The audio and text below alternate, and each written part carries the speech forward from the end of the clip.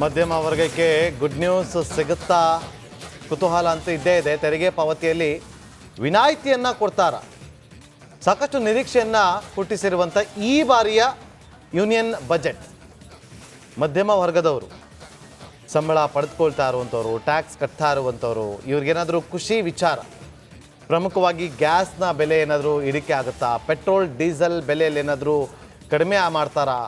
So ಇದೆಲ್ಲ ಕುತೂಹಲ ಇದೆ. ಸೊ ಹಾಗಾಗಿ ಮಧ್ಯಮ ವರ್ಗದವರು ಬಹಳ ನಿರೀಕ್ಷೆಯಿಂದ ಕಾದು ಕುಳಿತಿದ್ದಾರೆ, ನಮಗೇನಾದರೂ ವಿನಾಯಿತಿ ಕೊಡ್ತಾರಾ ಅಂತೇಳಿ.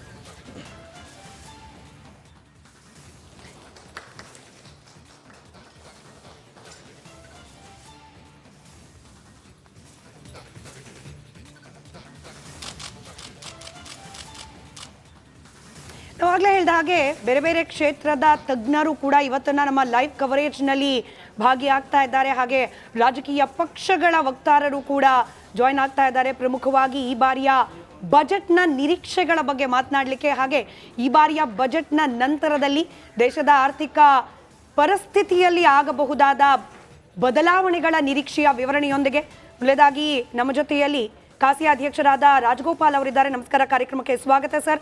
ಹಾಗೆ FKCCIನ ಮಾಜಿ ಅಧ್ಯಕ್ಷರಾದ ಜೆ ಕ್ರಾಸ್ತಾ ಸರ್ ಇದ್ದಾರೆ. ನಮಸ್ಕಾರ, ಕಾರ್ಯಕ್ರಮಕ್ಕೆ ಸ್ವಾಗತ. JDS ಪಕ್ಷದ ವಕ್ತಾರರು ಮಹೇಶ್ ಅವರಿದ್ದಾರೆ. ನಮಸ್ಕಾರ, ಕಾರ್ಯಕ್ರಮಕ್ಕೆ ಸ್ವಾಗತ. ಹಾಗೆ ಆಮ್ ಆದ್ಮಿ ಪಕ್ಷದ ವಕ್ತಾರರು ಉಮೇಶ್ ಬಾಬು ಅವರಿದ್ದಾರೆ. ನಮಸ್ಕಾರ ಸರ್, ಕಾರ್ಯಕ್ರಮಕ್ಕೆ ಸ್ವಾಗತ. ಆರ್ಥಿಕ ತಜ್ಞೆ ಪವಿತ್ರ ಅವರು ಕೆಲವೇ ಕ್ಷಣಗಳಲ್ಲಿ ಜಾಯ್ನ್ ಆಗೋ ನಿರೀಕ್ಷೆ ಇದೆ. ಹಾಗೆ ಬಿಜೆಪಿ ಪಕ್ಷದ ವಕ್ತಾರರಾದ ಹರಿಪ್ರಕಾಶ್ ಕೋಣೆಮನೆ ಸರ್ ಕೂಡ ಜಾಯ್ನ್ ಆಗೋ ನಿರೀಕ್ಷೆ ಇದೆ. ಎಲ್ರಿಗೂ ಕಾರ್ಯಕ್ರಮಕ್ಕೆ ಸ್ವಾಗತ. ಮೊದಲನೇದಾಗಿ ಬಹುಶಃ ಈ ಮಾರ್ಕೆಟ್ ಇನ್ಫ್ಲೋ ಬಗ್ಗೆ ಸಾಕಷ್ಟು ಚರ್ಚೆ ಆಗ್ತಾ ಇರೋದ್ರಿಂದ ನಾನು ರಾಜಗೋಪಾಲ್ ಸರ್ ಇಂದಲೇ ಪ್ರಾರಂಭ ಮಾಡಿದೆ. ಗ್ರಾಹಕರ ಕೊಳ್ಳುವಿಕೆಯ ಆ ಸಾಮರ್ಥ್ಯ ಕಡಿಮೆ ಆಗ್ತಾ ಇದೆ. ಹೀಗಾಗಿ ಬಡ ಹಾಗೆ ಮಧ್ಯಮ ವರ್ಗದವರ ಕೈಯಲ್ಲಿ ಹಣ ಉಳಿಯೋ ಹಾಗೆ ಮಾಡಬೇಕು, ಸೋ ದಟ್ ಹೆಚ್ಚಿನ ವಸ್ತುಗಳನ್ನು ಅಥವಾ ಸೇವೆಗಳನ್ನು ಕೊಳ್ಳುವ ಸಾಮರ್ಥ್ಯ ಅವರಲ್ಲಿ ಹೆಚ್ಚಾಗುತ್ತೆ. ಹೀಗೆ ಮಾಡಬೇಕು ಅನ್ನೋ ನಿರೀಕ್ಷೆ ಅಂತೂ ಇದ್ದೇ ಇದೆ ಸರ್ ಈ ಬಾರಿಯ ಬಜೆಟ್ನಲ್ಲಿ. ಹೌದು, ಈಗ ಇನ್ಕಮ್ ಟ್ಯಾಕ್ಸ್ ಸ್ಲ್ಯಾಬ್ಸನ್ನ ಜಾಸ್ತಿ ಮಾಡಬೇಕು, ಮತ್ತು ಸಣ್ಣ ಬಡ ಮತ್ತು ಮಧ್ಯಮ ವರ್ಗದವರ ಕೈಯಲ್ಲಿ ಹಣ ಜಾಸ್ತಿ ಉಳಿಬೇಕು. ಆ ನಿಟ್ಟಿನಲ್ಲಿ ಅವರು ವ್ಯಾಪಾರ ಜಾಸ್ತಿ ಮಾಡೋಕ್ಕಾಗತ್ತೆ, ಮತ್ತು ವ್ಯಾಪಾರ ಟ್ರೇಡ್ ಕೂಡ ಎಲ್ಲ ಇಂಪ್ರೂವ್ಮೆಂಟ್ ಆಗುತ್ತೆ, ಮತ್ತು ಎಕಾನಮಿ ಕೂಡ ಅದರಿಂದ ಇಂಪ್ರೂವ್ಮೆಂಟ್ ಆಗುತ್ತೆ ಅಂತ ಒಂದು ದೃಷ್ಟಿಕೋನ ಬಹಳಷ್ಟು ವರ್ಷಗಳಿಂದ ಡಿಮ್ಯಾಂಡ್ ಕೂಡ ಇದೆ. ಲಾಸ್ಟ್ 2 ವರ್ಷಗಳಲ್ಲಿ ಸ್ವಲ್ಪ ಅಲ್ಪ ಮಟ್ಟಿಗೆ ಚೇಂಜಸ್ ಮಾಡಿದರೂ ಕೂಡ ಒಂದು ರ್ಯಾಡಿಕಲ್ ಚೇಂಜಸ್ ಆಗಿಲ್ಲ ಇನ್ಕಮ್ ಟ್ಯಾಕ್ಸಲ್ಲಿ. ಈ ಬಾರಿ ಒಂದು ಇನ್ಕಮ್ ಟ್ಯಾಕ್ಸ್ ಕಂಪ್ಲೀಟ್ ಒಂದು ಓವರಾಲ್ ಮಾಡೋವಂಥ ಒಂದು ಪರಿಸ್ಥಿತಿ ಇದೆ.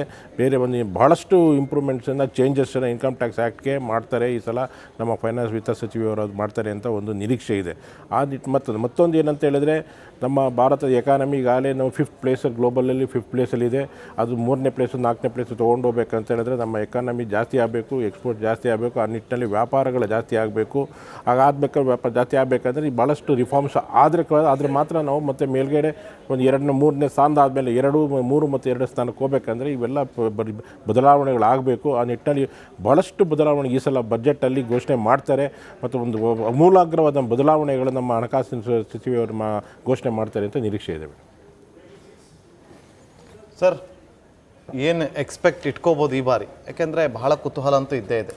ಒಂದು ಕೃಷಿ ಕ್ಷೇತ್ರದ ಮೇಲೆ ರೈತರು ಕೂಡ ಕಾದು ಕುಳಿತಿದ್ದಾರೆ. ಒಂದು 3 ಲಕ್ಷ ಏನು ಸಾಲ ಕೊಡ್ತಿದ್ದಾರೆ, ಬಡ್ಡಿ ರಹಿತ ಸಾಲ, ಅದನ್ನೇನಾದರೂ ಹೆಚ್ಚಿಸ್ತಾರೆ? ಯಾಕಂದರೆ ಇವತ್ತು ಪ್ರತಿಯೊಂದು ಕೂಡ ರೇಟ್ಗಳು ಜಾಸ್ತಿ ಆಗ್ತಾ ಇರುವಂಥ ಹಿನ್ನೆಲೆಯಲ್ಲಿ ಕೃಷಿ ಕ್ಷೇತ್ರದ ವಿಚಾರವಾಗಿ ನಾವು ಮೇನಾಗಿ ಮತ್ತು ಮಧ್ಯಮ ವರ್ಗದವರ ವಿಚಾರವಾಗಿ ಮಾತಾಡೋದಾದ್ರೆ ಏನು ಎಕ್ಸ್ಪೆಕ್ಟ್ ಮಾಡ್ಬೋದು?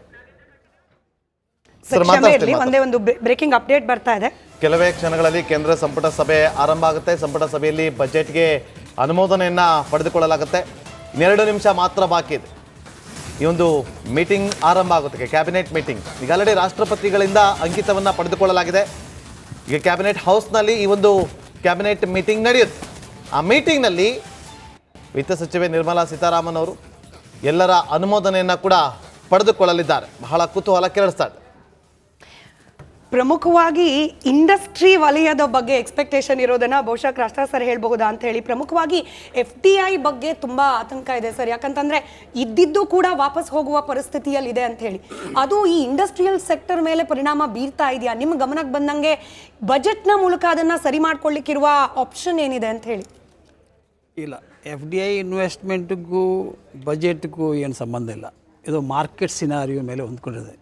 ಆದರೆ ಈ ಸರ್ತಿ ಈ ಬಜೆಟ್ನಲ್ಲಿ ನಿರ್ಮಲಾ ಸೀತಾರಾಮನ್ ಅವರು ಇವಾಗ ಇದು 8ನೇ ಬಜೆಟ್ ಪ್ರಸ್ತಾವನೆ ಮಾಡೋರು. 1ನೇ ಬಜೆಟ್ನಿಂದ 8ನೇ ಬಜೆಟ್ ತನಕ ಈ ಆದಾಯ ತೆರಿಗೆದಲ್ಲಿ ಎಷ್ಟು ಚೇಂಜಸ್ ತಗೊಬಂದರು? ಏನೂ ಇಲ್ಲ. ಲಾಸ್ಟ್ ಇಯರ್ ಮಾತ್ರ ಸ್ವಲ್ಪ ಟಿಂಕರಿಂಗ್ ಮಾಡಿದ್ರು, ಓಲ್ಡ್ ಸ್ಕೀಮು ನ್ಯೂ ಸ್ಕೀಮ್ ಅಂತ ಮಾಡಿದ್ರು. ಈ ಸರ್ತಿ ಮಧ್ಯಮ ವರ್ಗದವರಿಗೆ ಅವರು ಸ್ಟ್ಯಾಂಡರ್ಡ್ ಡಿಡಕ್ಷನ್ನು ಮತ್ತು ಇನ್ಕಮ್ ಟ್ಯಾಕ್ಸ್ ಸ್ಲ್ಯಾಬನ್ನು ಅವರು ರೈಸ್ ಮಾಡದೇ ಹೋದರೆ ಖಂಡಿತವಾಗಿ ಈ ಬಜೆಟ್ ಅವರು ಮಂಡನೆ ಮಾಡಿ ಏನು ಪ್ರಯೋಜನ ಇಲ್ಲ. ಯಾಕೆಂದರೆ ಒಂದು ವೇಳೆ ಮಧ್ಯಮ ವರ್ಗದವರ ಕೈಯಲ್ಲಿ ಕಾಸು ಕೊಟ್ಟರೆ ಜಾಸ್ತಿ, ಅವ್ರ ಖರೀದಿ ಜಾಸ್ತಿ ಆಗುತ್ತೆ. ಖರೀದಿ ಜಾಸ್ತಿ ಆದ GST ಬರುತ್ತೆ, ಬೊಕ್ಕಸಕ್ಕೆ ಬಂದೇ ಬರುತ್ತೆ. So in turn it is come back to the ಬೊಕ್ಕಸಕ್ಕೆ ಓನ್ಲಿ. ಆವಾಗ ಯಾಕೆ ಇನ್ಕಮ್ ಟ್ಯಾಕ್ಸ್ ಪಾಪ ಮಧ್ಯಮ ವರ್ಗದವರು, ಯಾಕೆ ಸ್ಯಾಲ್ರಿ ವರ್ಗದವರು ಯಾಕಷ್ಟು ಸಫರ್ ಆಗಬೇಕು? ಅದು ಕೂಡ ಇನ್ಫ್ಲೇಷನ್ ಎಷ್ಟು ರೈಸ್ ಆಗಿದೆ ನೋಡಿ. ಈಗ ಫಸ್ಟ್ ಬಜೆಟ್ನಿಂದ 8th ಬಜೆಟ್ಗೆ ಸೀದಾ inflation rise. So inflation rise ಆದಾಗ, ಹಣದುಬ್ಬರ ಆದಾಗ ಆ ಪ್ರಕಾರ ನೀವು ಸ್ಲ್ಯಾಬನ್ನು ಅಂಕಲ್ ಮಾಡಲೇಬೇಕು. ನಾವು ಟೇಕ್ ಫಾರ್ ಎಕ್ಸಾಂಪಲ್ MSME ತಗೊಳ್ಳಿ. ನಮ್ಮ ಕಂಟ್ರಿನಲ್ಲಿ 6.3 crores ಆಫ್ MS ಇದೆ. Employed about 11.1 crores of MSME. ಅದು ಅಬೌಟ್ 48% ಆಫ್ ಎಂಪ್ಲಾಯ್ಮೆಂಟ್. ಅದರಲ್ಲಿ 30% ಆಫ್ GDP ಬರ್ತಾ ಇದೆ, 38% ಎಕ್ಸ್ಪೋರ್ಟ್ ಬರ್ತಾ ಇದೆ. ಇಷ್ಟೆಲ್ಲ ದೊಡ್ಡ ಗಾತ್ರದಲ್ಲಿ ಇರುವ MSMEಗೆ ನೀವು ಏನು ಕೊಟ್ರಿ? ನಾವು ಒಂದೇ ಒಂದು ಕೇಳೋದು, ಇವಾಗ ನೀವು ಈ ELI ಅಂದರೆ ಎಂಪ್ಲಾಯ್ಮೆಂಟ್ ಲಿಂಕ್ ಇನ್ಸೆಂಟಿವ್ ಇದೆ, PLI ಇದೆ, ಪ್ರೊಡಕ್ಷನ್ ಲಿಂಕ್ ಇನ್ಸೆಂಟಿವ್ ಇದೆ, ನೀವು ಕೆಲವು ವರ್ಗದವರಿಗೆ ಮಾತ್ರ ಕೊಟ್ಟಿದ್ದೀರಾ. ಯಾಕೆ ನೀವು ಮೈಕ್ರೋ ಮತ್ತು ಸ್ಮಾಲ್ ಪ್ರೊಡಕ್ಷನ್ನಲ್ಲಿ ಮಾಡೋರಿಗೆ ಯಾಕೆ ಕೊಡಲ್ಲ? ಯಾಕಂದರೆ ಈ 6.3 crores-ನಲ್ಲಿ 95% is micro, 4% is small, only 1% is medium. So specially for micro ಮತ್ತು ಸ್ಮಾಲ್ ಯೂನಿಟ್ನವರಿಗೆ, ಇಡೀ ನಮ್ಮ ದೇಶದಲ್ಲಿರೋರಿಗೆ ಅವ್ರಿಗೊಂದು ಅಪ್ಲಿಫ್ಟ್ ಮಾಡಿ ಎಂಪ್ಲಾಯ್ಮೆಂಟ್ ಜನ್ರೇಷನ್ ಆಗುತ್ತೆ, ರೆವಿನ್ಯೂ ಜನ್ರೇಷನ್ ಆಗೇ ಆಗುತ್ತೆ. ಯಾಕೆ ನೀವು ಮಾಡಲ್ಲ? ಏನು ತೊಂದರೆ ನಿಮಗೆ? ಇದು ನಮ್ಮ ಪ್ರಶ್ನೆ. ಇದು ಎಷ್ಟೋ ಎಂಪ್ಲಾಯ್ಮೆಂಟ್ ಬರೋದು ಇಲ್ಲಿದ್ದರಿಂದ ಆಗ್ತದೆ. ಸ್ಪೆಷಲಿ ಈಗ ಸಫರಿಂಗ್ ಏನಾಗ್ತಾ ಇದ್ದು, ಇದು ಫೈನಾನ್ಸಿಂಗ್. ಈಗ ಕ್ರೆಡಿಟ್ ಇನ್ಶೂರೆನ್ಸ್ ಕ್ರೆಡಿಟ್ ಗ್ಯಾರಂಟಿ ಕೊಟ್ಟರು ಮುಂಚೆ ಇರೋದು 75 ಕೋಟಿ ಇರೋದನ್ನು 35 ಕೋಟಿ ಇರೋದು 100 ಕೋಟಿ ಮಾಡಿದ್ರು ಲಾಸ್ಟ್ ಬಜೆಟ್ನಲ್ಲಿ. ಎಷ್ಟು ಜನಕ್ಕೆ ಹೋಯ್ತು 100 ಕೋಟಿ? Is all depends on the manager. Even ಕೆಲವು ಮ್ಯಾನೇಜರ್, ಕೆನರಾ ಬ್ಯಾಂಕ್ ಸ್ಪೆಸಿಫಿಕಲಿ 10 ಕೋಟಿ ಸ್ಯಾಂಕ್ಷನ್ ಮಾಡಿದರೆ ಅವರು ಡಿಸ್ಬಸ್ ಮಾಡೋದು ಖಾಲಿ 7 ಕೋಟಿ, 75%. ಯಾಕೆ? See there is no control. ನೀವು ಅನೌನ್ಸ್ಮೆಂಟ್ ಮಾಡ್ತೀರಾ ಬಜೆಟ್ನಲ್ಲಿ, ಕೆಳಗಡೆ ತನಕ ಬರೋದೇ ಇಲ್ಲ. ಇದು ನಮ್ಮ ವಿಪರ್ಯಾಸ. ಇದನ್ನು ಸರಿಯಾಗಿ ನೋಡ್ಬಿಟ್ಟು ಸ್ಪೆಷಲಿ ನಮ್ಮ ಈ ಮೈಕ್ರೋ ಸ್ಮಾಲ್ ಯೂನಿಟನ್ನು ನೀವು ಕೈ ಎಳೆದ ಮೇಲಕ್ಕೆ ತೊಗೊಂಡು ಹೋಗಿದ್ರೆ ಖಂಡಿತ ನಿಮ್ಮ $4 trillion economy within 1 year it will go to $5 trillion economy. ಪ್ರತಿ ಬಾರಿ ಬಜೆಟ್ನ ಪ್ರತಿಗಳಲ್ಲಿ MSME ಅನ್ನೋ ಪದವನ್ನು ರಿಪೀಟೆಡ್ಲಿ ನಾವು ಗಮನಿಸ್ತೀವಿ. ಬಟ್ ನಿಮಗೆ ಅಂದರೆ ಎಕ್ಸ್ಪೆಕ್ಟೇಷನ್ ಅಷ್ಟು ಕೈಗೆ ಸಿಗ್ತಿಲ್ಲ ಅನ್ನೋ ಅಸಮಾಧಾನ ಇದ್ದೇ ಇದೆ. ಖಂಡಿತ ಸಿಗಲ್ಲ. ಓಕೆ ನಾನು ಈ ಕಾರ್ಯಕ್ರಮದ ಇಂಟ್ರಡಕ್ಷನ್ ಅಲ್ಲಿ ಹೇಳ್ತಾ ಇದ್ದೆ, ಮೋರ್ ಆಫ್ ರಾಜಕೀಯ ದೃಷ್ಟಿಯಿಂದ ಅನ್ನೋದಕ್ಕಿಂತ ಆರ್ಥಿಕ ಸ್ಥಿರತೆ ದೃಷ್ಟಿಯಿಂದ ಈ ಬಜೆಟ್ ಮಂಡನೆ ಮಾಡೋ ನಿರೀಕ್ಷೆ ಅಂತ ಹೇಳಿ ನಾನು BJP ವಕ್ತಾರರಾದ ಹರಿಪ್ರಕಾಶ್ ಕೋಣೆಮನೆ ಸರ್ನ ಕೇಳ್ತೀನಿ. ಈ ಬಾರಿಯ